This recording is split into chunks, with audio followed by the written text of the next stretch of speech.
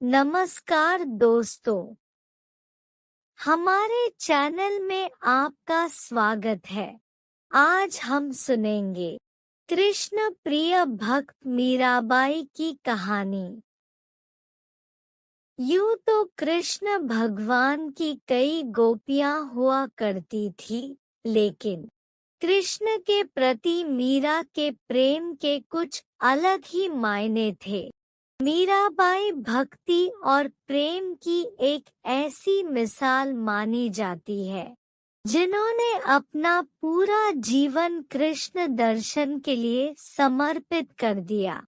आइए जानते हैं कैसी थी मीरा और कृष्ण की ये अनोखी प्रेम कथा। मीराबाई का जन्म सन 1498 में राजस्थान के एक राजपूत घराने में हुआ था। उनके पिता का नाम रतन सिंह और माता का नाम वीर कुमारी था। मीरा कृष्ण की बहुत बड़ी भक्त थी। जब वह 4 वर्ष की थी तब उन्होंने अपने घर के पास हो रहे एक विवाह को देखकर बेहद मासूमियत के साथ अपनी माँ से पूछा था कि प्यारी माँ, मेरा दूल्हा कौन होगा। मीरा के इस सवाल पर उनकी माँ ने मुस्कुराते हुए श्री कृष्ण की मूर्ति की तरफ इशारा करते हुए कहा था कि मेरी प्यारी मीरा, श्री कृष्ण तुम्हारे वर होंगे।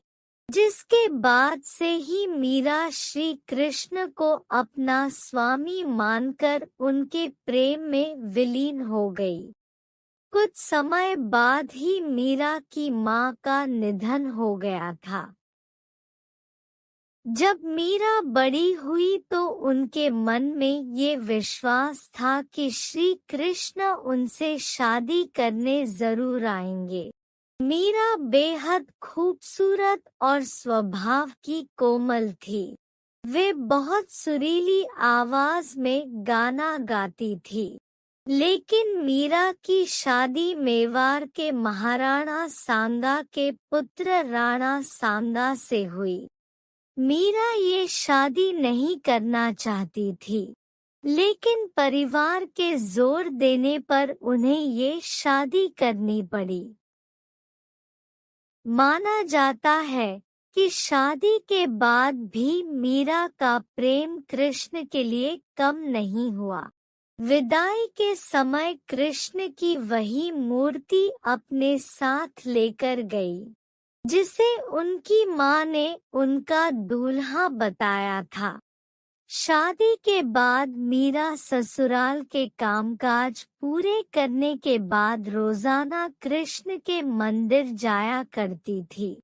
वहां जाकर वह श्री कृष्ण की मूर्ति की पूजा करती, उनके लिए मधुर आवाज में भजन गाती और नृत्य भी करती थी।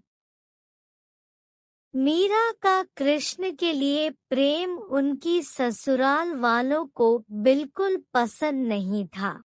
उनकी सास ने उन्हें दुर्गा माँ की आराधना करने पर जोर दिया, क्योंकि उनके ससुराल वाले दुर्गा देवी में बेहद विश्वास रखते थे।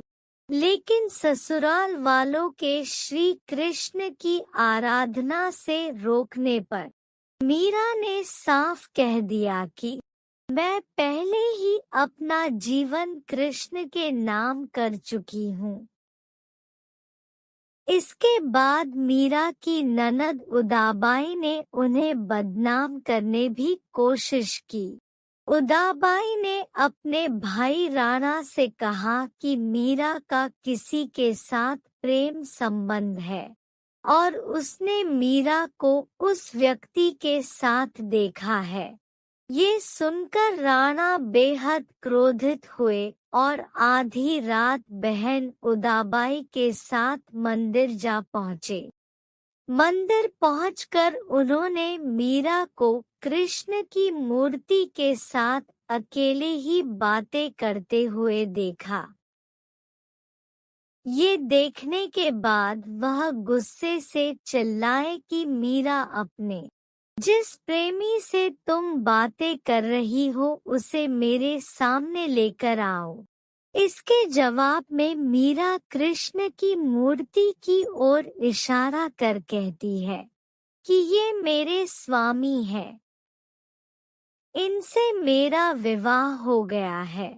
ये सुनने के बाद राणा का दिल टूट जाता है, लेकिन फिर भी वह पूरी श्रद्धा से अपना पति धर्म निभाते हैं और आखिरी सांस तक मीरा का साथ देते हैं। मीरा का देवर विक्रमादित्य चित्तौड़गढ़ के नए राजा के रूप में चुना गया था। उनको कृष्ण के प्रति मीरा की भक्ति और लोगों के साथ मीरा का मेल जोल पसंद नहीं था। उन्होंने मीरा को मारने के लिए फूलों के हार की एक टोकरी भेजी, जिसके अंदर जहरीला सांप था। मीरा ने जैसे ही टोकरी खोल कर देखा तो उसमें कृष्ण की एक खूबसूरत मूर्ति फूलों के हार के साथ पाई। इसके अलावा विक्रमादित्य ने मीरा को मारने के लिए प्रसाद में भी जहर मिलाकर भेजा। मीरा जानती थी कि उस प्रसाद में जहर है, फिर भी मीरा ने वो जहरीला प्रसाद ग्रहण कर लिया, क्योंकि उन्हें विश्वास था कि कृष्ण जी उनको जहर से बचा लेंगे।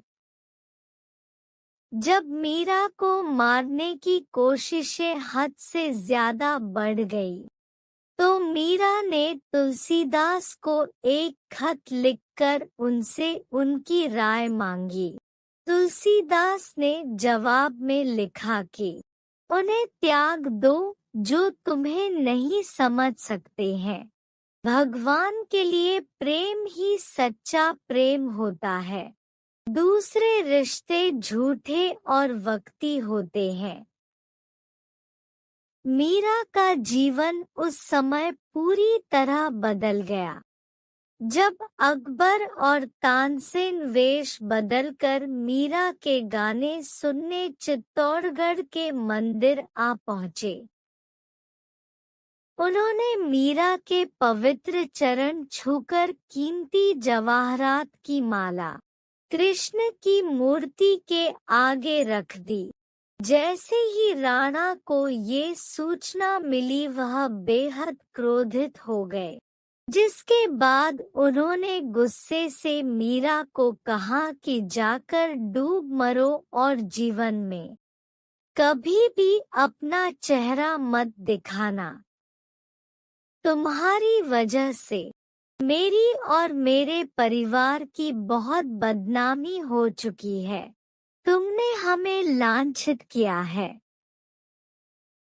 मीरा ने राणा की कही बातों का पालन किया और वह गोविंदा गिरधारी गोपाल जपत जपते कृष्ण के ख्यालों में नाचते गाते नदी की ओर बढ़ने लगी।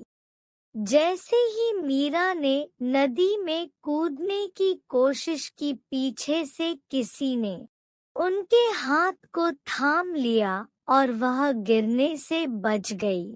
मीरा ने मुड़कर देखा तो अपने प्रेमी कृष्ण को पाया। कृष्ण को अपने पास देखकर मीरा को विश्वास नहीं हुआ और वह कृष्ण की गोद में बेहोश होकर गिर पड़ी। ये देखकर कृष्ण मुस्कुराए और मीरा के कान में बोले, मेरी प्यारी मीरा, तुम्हारा जीवन नश्वर रिश्तेदारों के साथ समाप्त हो चुका है। अब तुम आजाद हो, खुश रहो। तुम मेरी हो और हमेशा मेरी ही रहोगी। इसके बाद मीरा वृंदावन चली गई।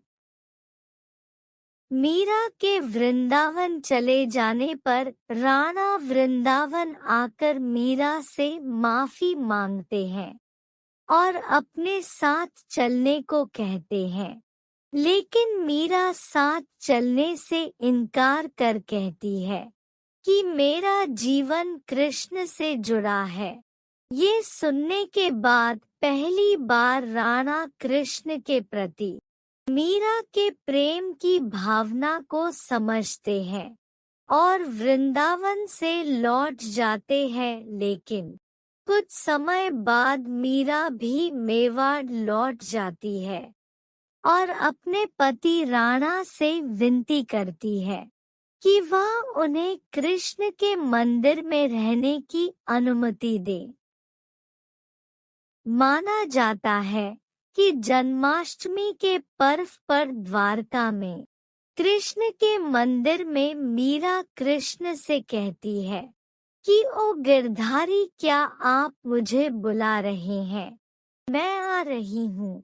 मीरा को ये कहते सुन राणा और वहाँ मौजूद सभी लोग हैरान रह जाते हैं।